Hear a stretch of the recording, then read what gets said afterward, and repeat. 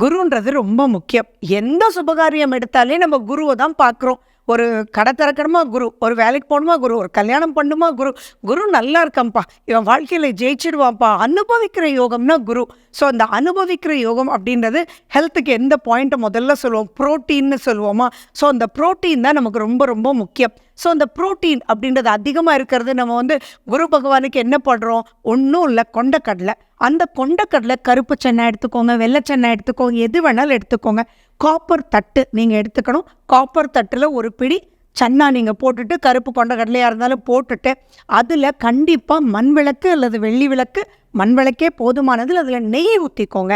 நெய் ஊற்றிட்டு நீங்கள் மஞ்சள் கலரில் இருக்கக்கூடிய திரி எல்லா இடத்துலையும் விற்குது, அதுக்குள்ளே ஊற வச்சு தான் அவங்க கொடுப்பாங்க.